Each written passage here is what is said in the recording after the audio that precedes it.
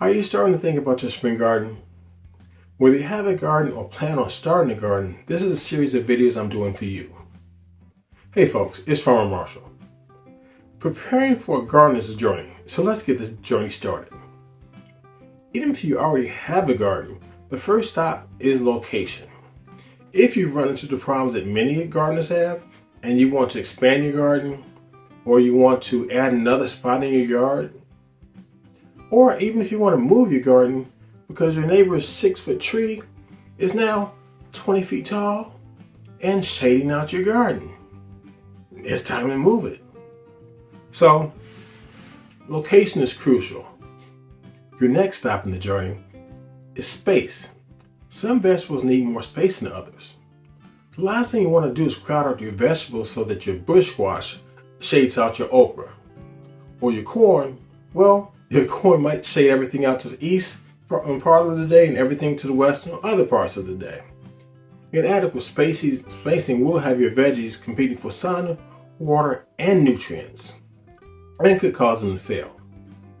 But one thing to consider, because I'm not going to tell you how much space you need or how much work you're willing to do.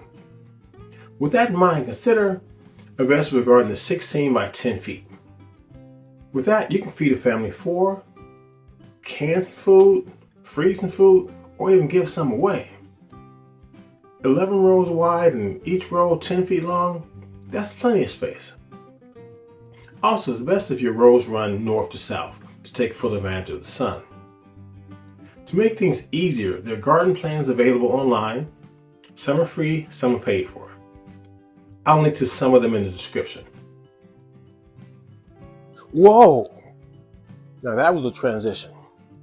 So your next step in this journey is your grow zone, understanding your growing season.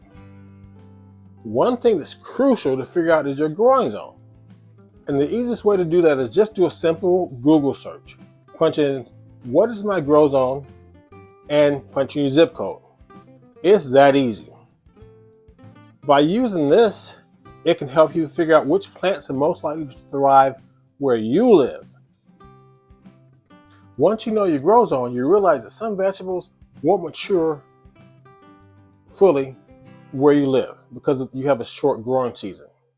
Some plants that I grow here in early March or late March, early April, if I planted them in March or in April up north, they'd be covered in snow. So, understanding when to plant your seeds or your starts is very important, and also it helps you understand the timing of your harvest. For example, warm season vegetables such as peppers will start growing well later than cooler season vegetables like collard greens, Brussels sprouts, lettuce, did I say broccoli? Broccoli. Many things like that will start growing earlier in the season. I used to plant my entire garden over the course of 2 weekends in the spring. And tell you what, I was tired when I was finished. But then I spent the next month or so watching my okra plants. They were this big, not even grow.